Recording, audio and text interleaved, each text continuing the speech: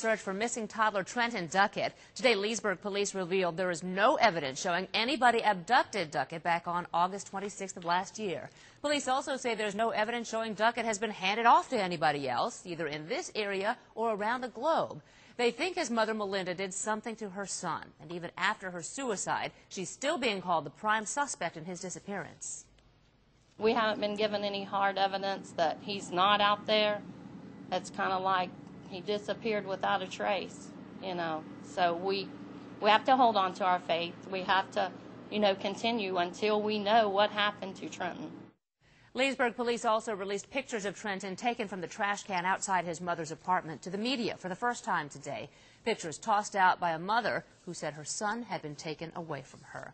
West 2's Stephen Stock is live now in our newsroom. Now, Stephen, you've been covering this investigation since the very beginning, and were the first one to report about those recovered pictures about a year ago. Why are they so important? Well, Wendy, they show what investigators say they believe was Melinda Duckett's state of mind in the minutes and hours after she reported Trenton missing.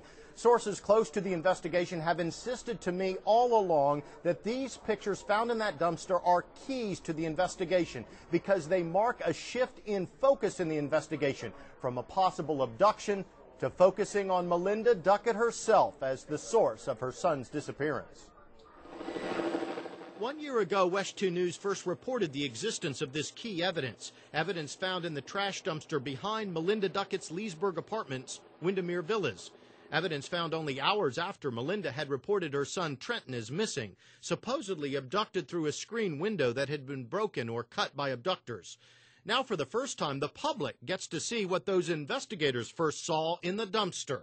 And it doesn't take a detective to understand why it changed the course of this investigation. This evidence photo showing a baby sonogram, a photo of Trenton, and of Melinda Duckett and her then-husband, Josh. Baby clothes.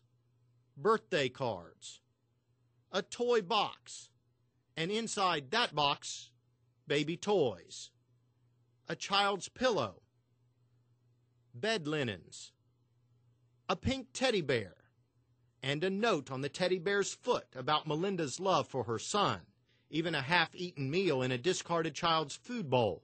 As you look at all of it, it's hard not to draw the same conclusions as the investigators.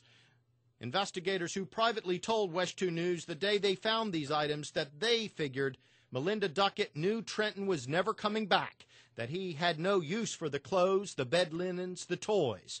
Sources say it was clear that in the hours after she reported Trenton missing, Melinda Duckett herself was getting rid of any evidence that Trenton had ever lived there.